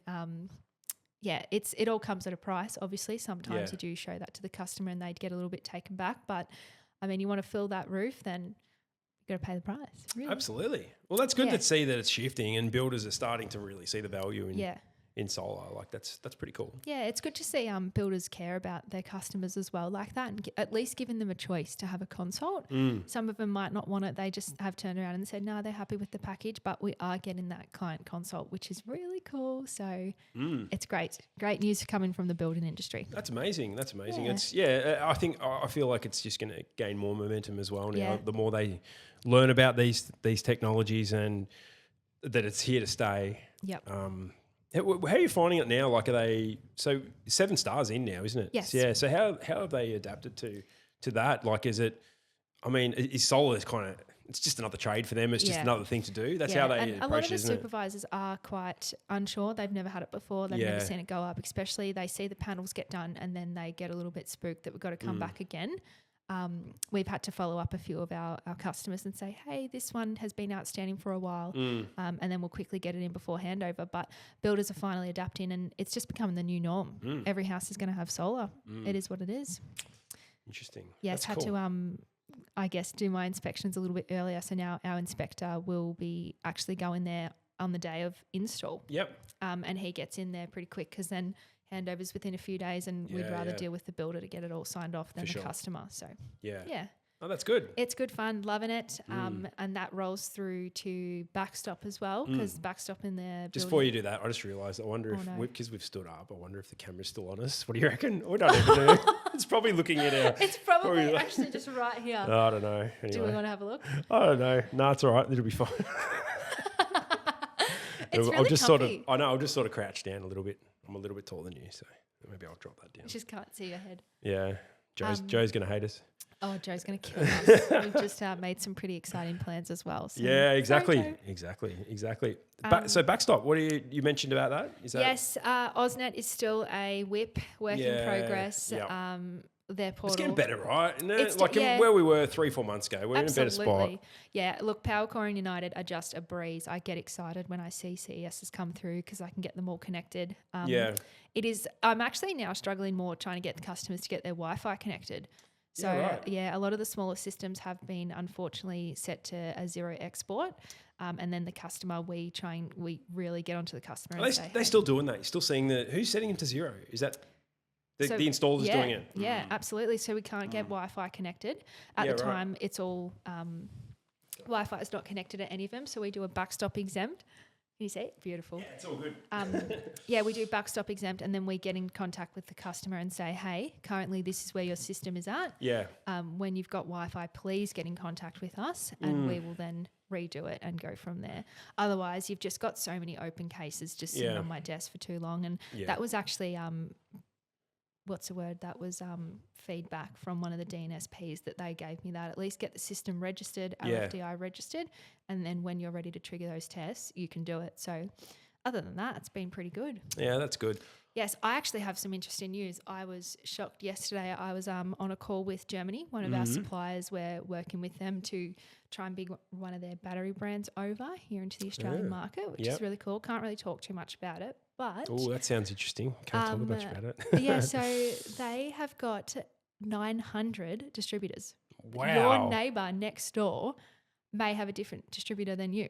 And I was like, how does that work? Yeah, I said, hold on. You're talking retail? He goes, no, distributor. Because we're talking about like inverter settings and Australia codes. And I was telling him about backstop. And I said, it's just a friggin' nightmare down here. We've got 4 of them and they all operate differently. They've all got different tests. And he said, 4. We've got about 900 here. 9 times out of 10, your neighbour next door is connected to a different distributor. So how does that work? So someone else owns the individual poles and wires? I couldn't tell you. I had half an hour to ask heaps of questions about backstop, and they were more leading the conversation than I was, but I was shook. I walked out of that conversation and thought, we have got it so easy down here. So I thought that was pretty funny. So is that a problem for them? Did they mention like that causes issues? It does cause issues, yeah. Yeah. Yes. Some of them operate quite similarly, but the other ones they would. Just, bit of a nightmare. So he said trying to liaise with all them as well, it's a bit difficult. So they were pretty stoked with 4. And I think we said nationwide there's probably about 10 to 15. Okay. And they thought that is amazing, like they want to implement this or their product out straight away. But no, it was pretty funny. Imagine if we had to get around to all the DNSPs to do a podcast with them about Far backstop.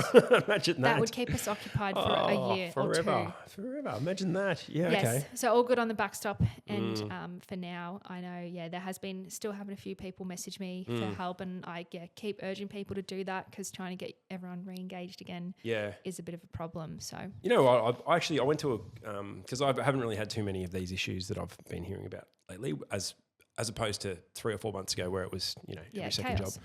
Yeah, so I was at doing an audit, and this person had some questions for me, so I tried to go through them with what I could. And they were on 0 export, right? So old story, the installer hadn't set it up properly. Something that came into my mind, which I'd never really even thought of, right? So he's sort of saying to me, I don't know if I can turn things on or not, right? Because he looks on his app, right? And he's like, his inverter's only producing 1.5, 2 kilowatts, right? Because the inverter has been ramped down based on his load, right? Because he's got he's got 0 export. So he's sitting there going, the sun's out, but I don't know if I can turn things on or not because he's not feeding anything back into the grid. Have you ever thought of that? Yeah. Like that's a thing? Yeah, so he will never, unless he turns something on and then sees that he doesn't export, he won't know if he can turn more things on or not. So it means the whole 0 export things makes it even harder for someone who wants to be savvy and only turn things on when the sun's when out. the solar's working. Yeah. I never thought of it. No, there you go. I hadn't thought of it either. So I just sort of said to him, I don't know, turn your heater on, just keep turning things on until you're not exporting anymore, and then you'll know what your solar will be running at its capacity. That's a good idea. Yeah. So anyway, just another little quirk to our system because it ramps the inverters down and you'll never know if it's running at 100%. No, well, you've got no idea. You don't actually know anymore. No. So They anyway. have too much power. Yeah, exactly. All right. Alrighty. So we've got what else is happening with you've had we sort of goes back to the rebate a little bit. You want to talk about some stock issues, like Yeah. there's been is that related to the rebate because you've spoken about some stock issues absolutely. you've seen. We actually had one of our suppliers give us a really good rate on panels because it was already a really, really great rate anyway because we do buy in bulk and we're very lucky to have that support from them as well. And I said, oh, why? Like, what's the hold up? We only had an X amount delivered a couple of weeks ago and we are making room for batteries. And I thought, okay, cool.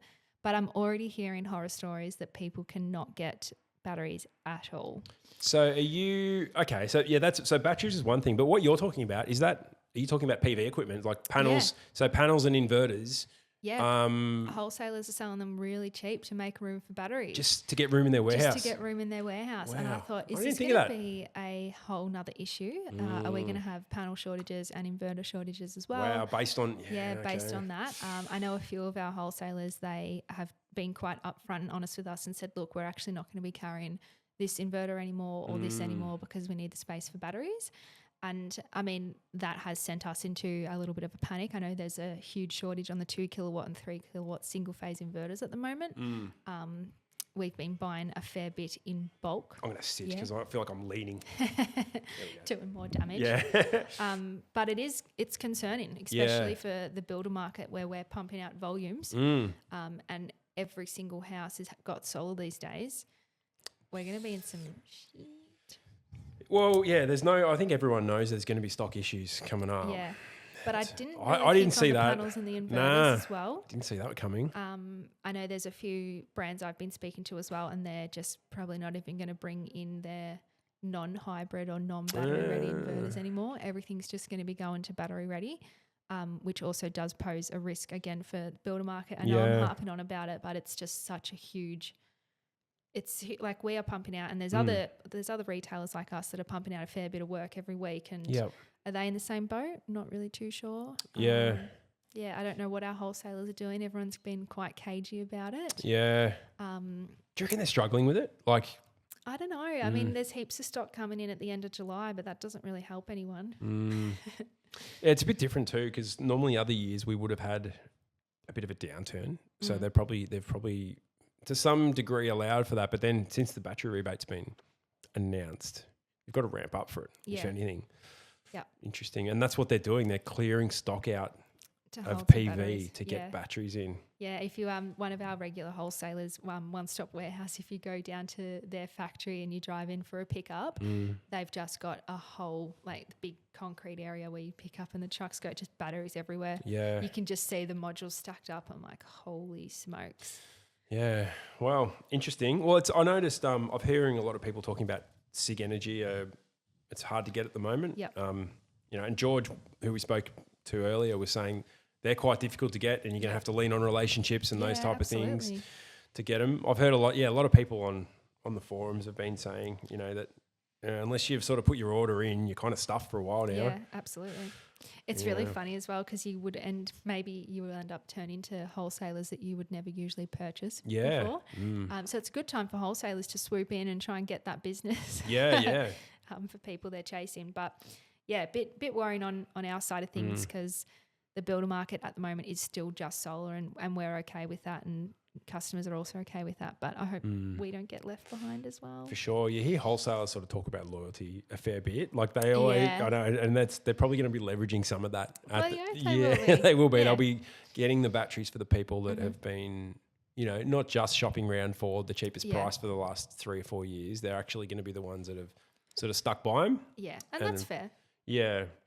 It'll be interesting to see how a lot of those relationships go. But I'm kind of glad I'm out of that game because that's... A shout out to our wholesalers. We we use AWM Green Tech, One Stop Warehouse. And they're both amazing and they do work together so well. And, AWM and One Stop Warehouse, they'll be the first to say, I can't get it here, but why don't you try here? I've looked up. Oh, that's good. And I really do appreciate that as well. So... yeah, we're all working together. Not everything has to be like a dog-eat-dog world. No way. Absolutely not. And it's quite often that you hear wholesalers purchase off other wholesalers as well to then try and feed their stock. So, again, all running the same race. Yeah, for sure. Yes. For sure. All right, you've got had some issues with warranties. Is that Yes. right? I am sick of this. Here we go. Hang on. This Should we is- just? We almost need some intro music for you for this part. This is, I reckon I'm speaking on behalf of years worth of people in the industry, but something needs to be done about the OEM service and warranty call out fees, and it's just shit. There is no other way of saying it, and it's so scary because there are so many installers these days and retailers that are no longer in the market. Yeah. And if you're getting a call out from an OEM to go help someone that you haven't even touched their system or you haven't installed, and all you can pay is $150. Are we still at 150? Yeah, $150 to change an inverter, maybe $100 to change a faulty battery control unit. I think Wi-Fi dongles get $10, which is pretty cool, but something has got to change here because with so many retailers leaving the market, people like us and good people in industry are picking up the slack, and something needs to be done. It's just so cheap. That doesn't even, the call out, travel in there, you get any Sparky to come to your house, not even for solar, and their call out fee is at least $200. Yeah, that's right. Yeah. I know. That's fair. Of course it's fair. They're a skilled tradesperson. Yeah, absolutely. That's fair. And then you're barely charging them $150 to change an inverter. Yeah, It's shit. Lift your game. Yeah, Lift it your is game. shit. And sometimes they just take no accountability for it as well. I know there's been one OEM in particular, not afraid to say it, Redback Technologies. They've been in the firing line on cutters as well. They're in our firing line. They've got sounds like they've got a fair few warranty cases open with other retailers. And just no accountability. Own up to it. If you've done something wrong or you've done something wrong by a retailer, we're out there installing your product and it's failed, do something about it. We had one that failed so many times, and I'm not afraid to speak about it. And they're based up in Queensland. They've got no tech support, or at the time they had no tech support down here to be able to support us. And it was a faulty BMS. It was a faulty Ouija board. There was so many things wrong with it. And then we go out, we get the parts, we go out to site, and then something else would be faulty. They would just not find the correct issue. Yeah. And I've got that, ST10000 10 kilowatt, I think it's a 10 kilowatt inverter and a 19 kilowatt battery sitting in my warehouse. I have begged them to pick it up is that and do testing. Redback? Redback, no, that's Redback, yeah. I've begged them to come pick it up and do testing on it. And surely if your product fails that badly, we are down $25,000 on this job. We have covered all the costs. We've put a whole new system in for the customer. We've gone well above and beyond for him. So what's their response? Are they just waiting for someone higher up, And it sounds like a lot of people having this issue as well. But surely if something fails that badly, you would want that back in your R&D testing or anything, and just run those tests, do something about it. They're just not even replying to us at this point. I'm like, I don't even care. I do obviously care if I don't get the money back. It is a huge loss, but it's not about that. The customer's exactly. He's been sorted out and it's all good. But surely if you take some sort of care in your product, you would never want that to happen to anyone else. So we got 3 out there, 3 Redback systems, 3 problems on all of them, 1 absolute horror story. It's really shit. So I'm just calling for a little bit of accountability on OEMs, on the service and warranty. We're out there installing your products every day. Yep. Yeah, that's it. And the thing is, the bucks can end up stopping with you. And even if they don't toe the line, well, it's still your reputation. Yeah, absolutely. So if they don't care about their reputation, that's one thing. It might mean that the installers or retailers won't buy their products. Yeah. That's fine. If they're happy to cop that, that's fine. But as the retailer to the customer, you're the first point of contact. That's your reputation on the line here. Yeah, they don't call whatever inverter is on the wall. They don't call that brand. They will call us. That's right. We're really lucky that our installer, he is obviously privy to the market. He's been in the game for quite a long time. He knows the rates that an OEM will charge. So he will actually charge us that rate as well. Yep.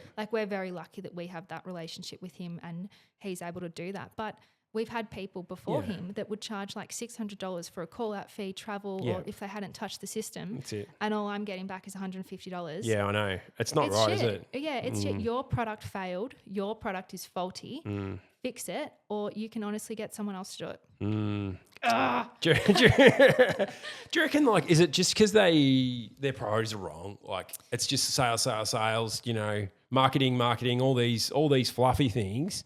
And then when it comes to what's hard, they're like, oh, well, yeah, we'll get to it and just flob you off. Is it? Seems to be what it's been like, but I don't know in this particular. Yeah, I actually don't even know what it is. I mean, it's not, these people again are also privy to the market. They know what solar costs to install. They know how much an inverter is. And if just $150 or even $175, if it's good, that's not enough to cover anything. Honestly, that's bullshit. Like that doesn't is even crap. cover like the labour it is to take the inverter off, reconnect it, test it. It doesn't even cover. It doesn't even cover to turn up, to be honest. Let's be honest. It doesn't even cover to turn up. Yeah, and I'm not asking for like $500 or $600-$700. Like even just raise the double it. Like sounds about right. $300. $300. Service call. $300 sounds fair. Yeah, I reckon that's not that much money these days. Absolutely not. And when you've got global companies pumping out millions, like squillions of dollars worth of inverters and battery products, you should be paying it. You know what? It's been that 150. It's been that 150 for a long time now. Like since about 20, I can remember it being like in 2011, 2012, it was 150 and everyone was saying this is not enough money. Yeah, and it's still not and we enough are money. now 13, 14 years down the track and it still hasn't changed. Lift your game, OEMs. Yeah, that's pathetic. Yeah, it is so shit. And I completely understand if it's something that an installer has done incorrectly. Yeah. That's completely fair enough. These things happen. We are humans. But $150 to fix your fault, my gosh. Yeah. It pisses me off. So I thought, I've actually had enough about it. We don't put a lot through, but when we do, this conversation comes up every time and in my head. And I have spoken to a fair few people as well, and they said it's been an issue for a long time. Yeah. It's industry knowledge that no one gets paid enough for it. So, and not every other retailer is going to have relationships like ours where our installer will pay that. And I know that. So why should we be out of pocket? Yeah, that's right. I know. Oh, God. It means that you like was my little rant. Yeah, it's good. It's a good one. It means like it's really important to make sure you pick a good OEM. Like you'll never know where you're going to have these issues or not. But even the big ones, they still have that bar really low. And you know what? That I would love that trust in an OEM as well. Like imagine if their rates, if something were to go wrong, they were $300 or something like that. I guarantee you, so many installers would jump to that OEM as well because it means they'd probably sell more of their product as well. Exactly right, because they know that they care. They're giving back to them as well. It's like, okay, the OEM also, I'm trusting them. If something goes wrong, I'm going to be in not in good hands, but you know, I'm not going to be rewarded. What's the word? Like I'm going to be covered, I guess. Yeah, you don't want to have to start. You don't want to be out of pocket for it. Yeah, you don't want to start including like $200-$300 service call if something goes wrong, because that also puts your prices up. No, just pay it right from the start. And these OEMs, right? They've got all these huge marketing budgets, right? Yeah. Massive marketing budget, right? Invest half into service and warranty. Hey, who do you see? Here we go. I'll go off on a rant now. Who do you see are the ones that are always, checking into airport lounges and going and doing tours over in China and Germany and all these places, right? Yep. The OEMs are the ones paying for it, right? Exactly. Fine, do all that, but if you actually care about your installers and the ones that are doing the right thing, how about you look after them when things go wrong? Yeah, absolutely. And then take it out of your marketing budget because it'll actually sorry, I'm whacking the table now. No one is safe. Yeah, that's it. No, take it out of your marketing budget and then you'll actually end up pulling people in. Absolutely. Yeah. 100%. With a better experience too. Yeah, exactly right. Yeah. Again, full circle moment. Knowing, like, we put so much trust in Goodwe is our number one brand out there. And they just got number one residential inverter, which is really cool. So we've been flogging that to our customers. But having that trust in their service team is one of the main reasons we go with them. Yep. Like, we know they're not the cheapest on the market, but their service is so important to us as well. Things go wrong. These are new houses we're installing on. These switches have never been turned on. Yep, that's right. These cables haven't been used. The toilets haven't been flushed. Things go wrong. That's true. Yeah, that's like, so it's true. crazy. They haven't been out in the sun before. They literally have whatever never it is. been used. Yeah, it's crazy. So we base all of our products on the service and that relationship as well. And that means that, one, we don't have a service team. If things go wrong, it is completely taken care of by an OEM or the hot water or the heat pump brands or anything. And it just makes our life so much easier. So, do you reckon you've just struck your name off the list for a Chinese Honestly, factory tour? You reckon you've just stretched honestly, them off I'm these? going to say it. I don't give a fuck about going overseas if it means that OEMs Hey, there start you paying go. more. There you go. Fair Happily enough take too. my seat. Yeah, Take your 'cause it's- seat. yeah. Take Lauren's seat. Someone take Lauren's seat. Someone take my couple of grand it is to send me overseas if it means it's OEMs are going to pay more. Yeah. I mean, agree. I could potentially, in a couple of years' time, I could potentially be someone out there going to a service call and change an inverter. Definitely. Why should I waste my time doing it on For a sure. product that's failed? That's not my fault. Doesn't really make sense, does it? It doesn't make sense. $150 is not cutting it. No, it's not. Sorry. It's not. Oh, it's good. I'll jump on the bandwagon with you because there ain't no OEM who's paying for an inspector to go over to China. So it doesn't matter. It's not going to matter with Having me. your ticket as well. Yeah, exactly. No, Exactly. I'm happy to hold down the fort here in Oz and you. Although having said that, we do love some of the people who've gone over to those factory tours and shown some pretty cool stuff. Did you see Yeah. Reese and Christine and their I video blog look they did? forward to them. How cool was that? Yeah, That was cool. Theirs was amazing. It was really good. Oh, Reese is just so funny on camera. He loves it. Yeah, it was really good. I learned a lot about the Tesla factory. Yeah. That's really, really cool. It is cool. It Yeah, was and cool. hats off to people that honestly that did make it overseas these last couple of weeks. Yeah, I'm not having a crack at you people. No, you guys are doing awesome. it's you good. guys are selling a lot of products Yeah, and you've yeah, been yeah, recognised for for your hard sure. work. So I take my hat off to all you guys. Yep. Still fun. No, we're having a crack at the OEMs. Like lift your game, lift your price. Yeah, absolutely. 300 plus GST, thank you. At least. 300 plus GST. Yeah, well, I mean, I'm just trying to say something that's reasonable. That Yeah. would be reasonable. Yep. Fair call. Plus trouble. No, trouble. if you've got to go like an hour or two or whatever Anything it is. over Yeah. your 70K. Yeah, or whatever it is, is. whatever you work Yeah. out. Let's just You get should be able reasonable to do about it and get this 150 stupid thought out of your head. 150 is just not. What is that? Yeah. I don't even know what that covers. It covers. Oh, geez, might cover your lunch for a few days, or it might. Okay, we're little bit talking of- sparky terms, like a faulty, like an AC isolator or something. Yeah, like a few AC ice, something like that. Maybe. circuit breakers. Yeah, a little bit of cable. Cable's expensive Maybe now, a new actually. sticker kit that you'll Sticker have kit, to yeah. use. Maybe ain't much. It's not gonna be much. You actually pretty much go do it for free. Yeah, that's right. Yeah. Exactly. Yeah, because how many of them can you do in a day? Those service calls, like you could probably only do, depending on what they are, but you could probably only do like 4 or 5 a day. I don't know what the number is, but come on, like you've got to be paying these people's wages and expenses. Come on. Yes. Actually, whilst you just said that, I should also just pop in there as well. Whoever government body is listening, it would be really interesting to try and get us to be able to sign off more than 2 jobs a day. Ooh, yeah, that's interesting. Yeah. Yeah, why do you reckon that? What, you reckon 2's not enough? I don't think 2's enough. No, I mean interesting. a stage 2. Yeah. Oh, okay. So you're talking builder market now, I'm yeah? talking builder market. I Yeah. think there should be an extra column on Yeah. ESV somewhere that you should be able to nominate if it's a builder install. So, or not. all right, let's take a step back. Do you reckon that 2's the right amount for like a retrofit?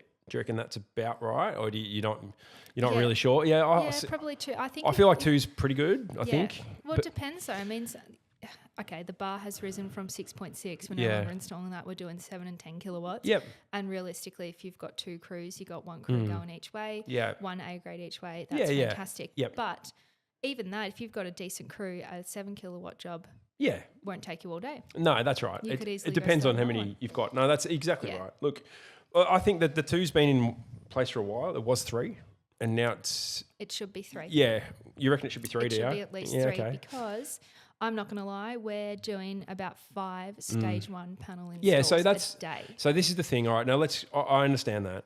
Look, for what it's worth, I think 2's a good number at the moment for when you're retrofitting. Yeah. Right now, you're talking about the builder market. This is actually something separate. Yes. I believe it needs to be treated differently. Absolutely. Now, I think they have put some rules in place. There's some numbers like you can do. I think it's 1 solar and there's a list. Have you seen the list? There's like you can now do 1 solar and 1 battery, I think. But if you've got like a pre-wire, you can do 2 of the sign-offs of batteries as your battery install or something along those lines. Yeah. Anyway, don't quote me exactly on that, but the CER has released some documentation on this. I'll have to look into that. Yeah, but I think it's not going to meet as many as you may want. I'm not sure exactly. Look, I don't want 10 installs a day. No. But I think most people operating in the builder market, they're either doing it as all in one at the end, or they're doing it stage 1 and stage 2. Yeah. So when you're in a full electric estate and you're doing 70 installs and they're all bang right next to each other, they're all 2 kilowatt inverters, they do not take a lot of time. No, that's right. So I think there is, I don't actually know if this is still the case. I know with the CEC, they had an exemption where you could apply for up to 10, but then you would then have to demonstrate. First, you'd have to apply, you have to nominate the date you're going to be there, and then you'd have to have a little plan about how you're going to do it safely and how you're going to do it, and it's not going to be you just pumping out work. So they didn't want that. So they wanted it to be reasonable. I'm assuming SAA's got a similar thing. I just haven't seen it, and you can apply for it. But I'd love to just get an extra one because there's a lot of installs happening. A lot of back and forth, taking selfies and signing. There's a lot of that. Off. Yeah. Yeah. Interesting. Wow. So that at the moment, that's CER. That's All a CER who have put those in place. So as far as ESV go, there's no limit. Got ya. All right, CER. There's no limit. I'll get in contact with them. CER. Interesting. Love a good challenge. Yeah. Well, I just think, builder market is just a whole It is different. beast. It's totally different. Yeah, we figured that out with backstop. Completely not equipped for the builder market. Yeah. And you want to hit all your renewable targets by 2050 and every house. It's going to include new houses. Solar. It's going to be a big part of it. Exactly right. So instead of having all these retailers in the retail space around these round tables, how about you include someone in the builder market? Nice. Yeah. Cop that, whoever organises roundtables. Yeah. All right, cool. Wow, we've lined a few people up this episode, haven't we? We're getting sued. No. We got that. We might leave it in, who knows? No, but I think it's good. I feel like when we have these episodes, sometimes we have these little episodes and we don't have a guest in and we'll talk about what's happening in the industry, There's which so is what much happening. which is what we've done today. We've easily been able to fill out a podcast with what's going on. I feel like we could talk for longer as well. Yeah, and we actually had this planned for last week, but we did. It fell through. It and fell through. How much more shit has been added on top of it since last week. Absolutely. So but this is the thing, like we're on the ground and doing it. Like I'm doing it, like I've got, going out doing inspections and audits in the training space with CPD, and, you're out doing bloody everything. I don't even know what I'm doing today. I've actually got a Victorian Homeless Fund meeting after this, so I'm excited for that one. Yes, big stuff happening in the charity space this year. Yeah, it's amazing. So it's good. So cool how you do all that. Hats off to you, honestly. I it's have a big some thing. fun doing it. So Yeah, for sure. It's good that you love it too. That's really cool. I wanted to just mention as well, we just had another course released on our training platform. Yeah, so we've got another one now for CPD. That would be the battery testing course. Very relevant now, yeah, guys. it really is now. Really relevant. Absolutely. And we've got another one which hopefully should be out in around a week, so maybe around the time this gets released, or hopefully before, but that's to do with battery defects. Awesome. So also relevant. Yeah, that's right. A lot of the battery stuff is, really taking off. Yep. And I feel like that's going to be a really popular course because there's a lot of people that they contact me about that. Of what do I do with this battery? How do I work this out? And I can send them to the course now and go, here you go, learn this. Yep. And these are the things that inspectors are looking for. And it's not just for Victoria, it's for everyone Australia-wide. That's really good. Get CPD for it too. Training is so good. I'm a huge believer of training, and just try and make the most of any training you can get your hands on. Yep. And it is so totally worth paying for it every now and then, or signing up to a subscription like you, because knowledge is power. Absolutely. Chuck on a podcast, listen to Pat. Yeah, it depends what type of podcast. So sometimes we get technical. Today has not been as technical. Yes. It's been very industry relevant though. Yes, it has. Especially for people on the ground. Mm-hmm. I don't believe we speak for everyone, but I think we speak for a big cohort of the industry. And not everyone's going to agree with everything we say, but there is a point of view. And if we're talking about it, it means there's a discussion that needs to be had. Yep. So let's move forward, people. Yes, and we'll also, shall we release our little trip coming up? Yeah, we can mention about that. Yeah. So Pat and I are going on the road again. Yeah, we're going to head up to Albury-Wodonga. Albury-Wodonga. Woo! So we're coming up in a couple of weeks. So to our friends up there, reach out to us. We'd love to have a chat with a few of you guys and tee up a couple of podcasts. It's going to be fun. There are so many amazing people up there. Yeah, it's such a hot spot for renewable energy up there. Yeah. They love it up there. I'm pretty sure they're rolling out a fair few, like 100, 200, 300 kilowatt projects up there at the moment. They've got a lot happening. So For sure.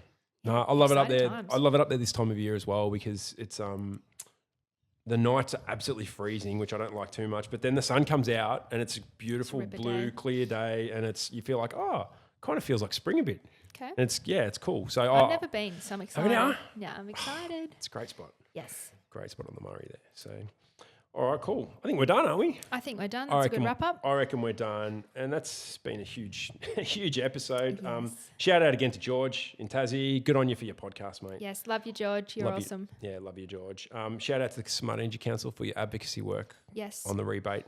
Amazing. Done really well. And Sign up to your subscriptions if you haven't, people. It's definitely worth it. Definitely is. And also want to shout out to all the people who support each other in the industry, but especially you solar sisters. You are killing it. And I just, Solar Queens. Yeah, solar queens. Yeah. There's plenty more. I know there's plenty more out there, but yeah, especially to Jess McPherson, Christine Kennedy, and yourself, Lauren. Who else is there? There's Bobby, of course. Bobby's a queen. And Bobby. Yep. They're the ones who've been active the last week or so. Really appreciate the way all of you hold yourself in the industry, stick up for each other. And without you, we're not going to be moving forward. So thanks for everything you do. Thanks, Queens. Good stuff. All right, I think we're done. Everyone, see you in a week or two or whenever the hell it is we do the next episode. Stay safe out on those roofs, in the Solar offices. Yep, let's get these batteries installed and get this rebate cranking, everyone. Let's go. All right, good stuff. Thanks again, Lauren. Great episode. Pleasure, treasure. Always fun. See you next time. Cool. See ya. Bye. That deserves a high five. Woo. Yeah. That was great.